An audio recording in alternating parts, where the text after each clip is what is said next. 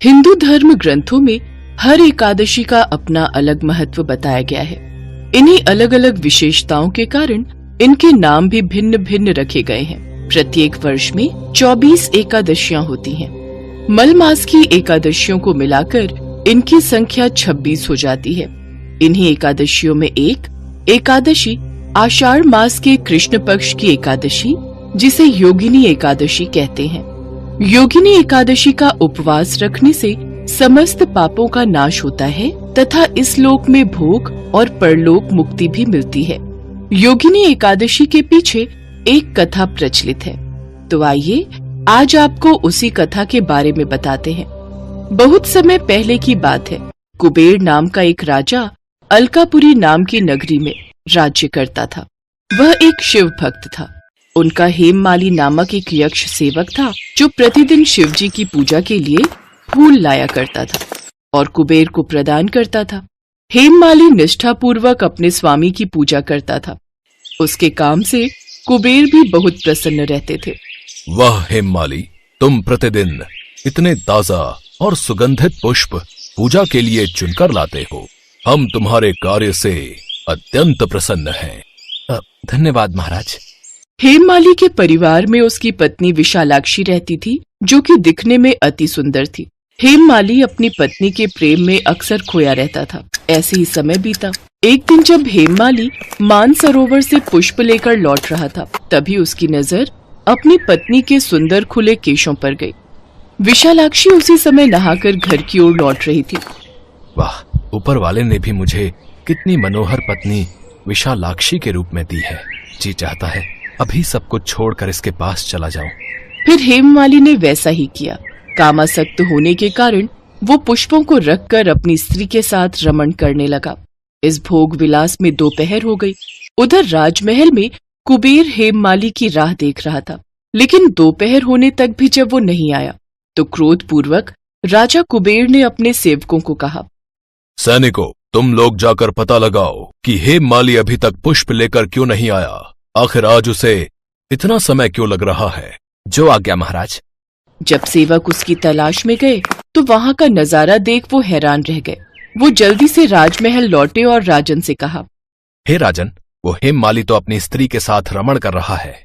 क्या उसका इतना दुस्साहस? हम इतनी देर से उसकी प्रतीक्षा कर रहे हैं और वो वहां। सैनिकों, हेममाली को जल्द से जल्द हमारे समक्ष पेश किया जाए। सैनिक आदेश मिलते ही हेममाली के घर पहुंचे और उसे पकड़ कर ले आए।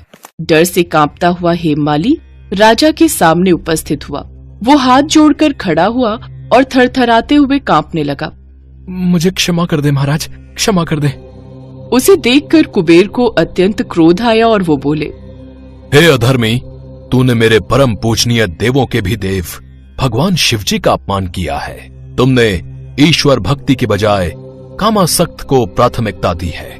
इसलिए मैं तुझे श्राप देता हूं कि इसी समय तुम्हारा पतन हो जाए, तेरा सारा शरीर कोढ़ से ग्रसित हो जाए, तू अपनी पत्नी से अलग हो जाए, तू स्त्री के वियोग में तड़पे और पृथ्वी लोक में जाकर कोढ़ी का जीवन व्यतीत करे। नहीं महाराज, मुझे मेरी भूल के लिए क्षमा करें। मुझे ऐसी कठोर सजा ना दे महाराज। लेकिन राजा ने उसकी एक नहीं सुनी। राजा कुबेर के श्राप से वह उसी क्षण स्वर्ग से पृथ्वी पर आ गिरा और कोढ़ी हो गया। उसकी स्त्री भी उससे बिछड़ गई। पृथ्वी लोक में आकर उसने अनेक भयंकर कष्ट भोगे। वो कई सालों तक जंगलों में भटकता रहा, भूख प्यास से व्याकुल रहा, किंतु शिव की कृपा से उसकी बुद्धि मलिन न हुई और उसे पूर्व जन्म की भी सुध रही। अनेक कष्टों को भोगता हुआ तथा अपने पूर्व जन्म के कुकर्मों को याद करता हुआ वह हिमालय पर्वत की तरफ चल पड़ा। चलते चलते वह मार्कंडेय ऋषि के आश्रम में जा पहुंचा। वह ऋषि अत्यंत वृद्ध तपस्वी थे। वह दूसरे ब्रह्मा के समान प्रतीत हो रहे थे और उनका वह आश्रम ब्रह्मा की सभा के समान शोभा दे रहा था। ऋषि को देखकर हेममाली वहां गया और उन्हें प्रणाम करके उनके चरणों में गिर पड़ा। हेममाली को देखकर मार्कंडेय ऋषि ने कहा, तूने कौन से निकृष्ट कर्म किए हैं जिससे तू कोढ़ी हुआ और भयानक कष्ट भोग रहा है? हे मुनि श्रेष्ठ, मैं राजा कुबेर का अनुचर था। मेरा नाम हेममाली है। मैं प्रतिदिन मानसरोवर से फूल लाकर शिव पूजा के समय कुबेर को दिया करता था। एक दिन पत्नी सहवास के सुख में फंस जाने के कारण मुझे समय का ज्ञान ही नहीं रहा और दोपहर तक पुष्प ना पहुंचा सका। तब उन्होंने मुझे श्राप दिया कि तू अपनी स्त्री का वियोग और पृथ्वी लोक में जाकर कोढ़ी बनकर दुख भोगेगा। इसी कारण मैं कोढ़ी हो गया हूँ तथा पृथ्वी पर आकर भयंकर कष्ट भोग रहा हूँ। अतः कृपा करके आप कोई ऐसा उपाय बताएं जिससे मेरी मुक्ति हो। हे हेममाली, तूने मेरे सम्मुख सत्य वचन कहे हैं, इसलिए मैं तेरे उद्धार के लिए एक व्रत बताता हूँ। यदि तू आषाढ़ माह के कृष्ण पक्ष की योगिनी नामक एकादशी का विधान पूर्वक व्रत करेगा तो तेरे सभी पाप नष्ट हो जाएंगे। हेममाली ने योगिनी एकादशी के पालन का संकल्प लिया और वहां से चला गया। फिर आषाढ़ माह के कृष्ण पक्ष को उसने योगिनी एकादशी का व्रत श्रद्धा पूर्वक और नियम पूर्वक पालन किया। उस व्रत के प्रभाव से वो पूरी तरह कोढ़ मुक्त हो गया। अपने निरोगी शरीर को प्राप्त करके वो वापस अपनी नगरी अलकापुरी लौट गया और अपनी पत्नी के साथ सुख पूर्वक रहने लगा। ऐसी मान्यता है कि इस योगिनी एकादशी की कथा का फल 88,000 ब्राह्मणों को भोजन कराने के बराबर है। इसके व्रत से सभी पाप नष्ट हो जाते हैं और अंत में मोक्ष प्राप्त करके प्राणी स्वर्ग का अधिकारी बनता है। योगिनी एकादशी व्रत के दिन सुबह स्नान करने के बाद भगवान विष्णु और माता लक्ष्मी को पीले आसन पर स्थापित करें। फल, फूल, माला, रोली, चंदन और अक्षत लेकर विधिवत भगवान की पूजा अर्चना करें। भगवान को लाल और पीले फूल अत्यधिक प्रिय हैं। सच्ची श्रद्धा और लगन से भगवान विष्णु और माता लक्ष्मी की पूजा करने से जीवन में सकारात्मक ऊर्जा का संचार होता है। माता लक्ष्मी की कृपा से धन भंडार भरता है, लोगों का स्वास्थ्य उत्तम होता है, आर्थिक तंगी से छुटकारा मिलता है। गृह कलेश और दुख दरिद्रता से बचने के लिए योगिनी एकादशी का व्रत किया जाता है। योगिनी एकादशी का व्रत पूर्ण करने के उपरांत गरीबों को दान देने से यश और कीर्ति में वृद्धि होती है।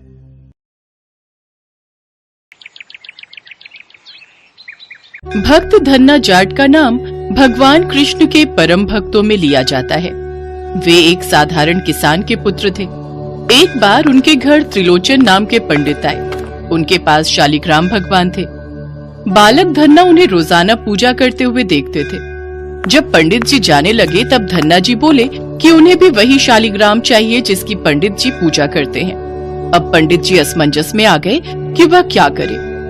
पंडित जी, मुझे भी शालिग्राम की पूजा करनी है, आप मुझे ये दे दो, मैं रोज इसकी पूजा करूंगा। नहीं नहीं बेटा, इनकी पूजा और सेवा करना बहुत कठिन है। अभी तुम बहुत छोटे हो। नहीं, मैं कर लूंगा पूजा, आप बस मुझे ये दे दो। बेटा, ऐसे जिद मत करो, पंडित जी को देर हो रही है। धन्ना रोने लगे। लगता है तुम ऐसे नहीं मानोगे। ठीक है, मेरे पास एक और शालिग्राम का पत्थर है, मैं तुम्हें वो दे देता हूँ। ये लो, अब तुम इसकी पूजा करना और इन्हें संभाल कर रखना। पर पंडित जी, मुझे पूजा कैसे करनी है, ये तो बता दीजिए। रोज सुबह स्नान आदि से निपटकर इनको स्नान करवाना, फिर उसके पश्चात इन्हें भोजन करवा कर ही स्वयं भोजन करना। अब खुश? ठाकुर जी को पाकर बालक धन्ना बहुत प्रसन्न हो गए। उन्होंने निश्चय किया कि वे भी पंडित जी की तरह ठाकुर जी को भोग लगाने के बाद ही भोजन ग्रहण करेंगे।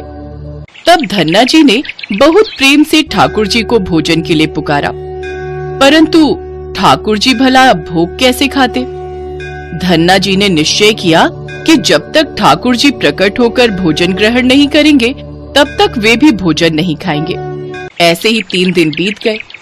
चौथे दिन अब धन्ना जी जोर जोर से रोने लगे। वह अपनी जिद पर अड़े रहे और ठाकुर जी से गुहार लगाने लगे।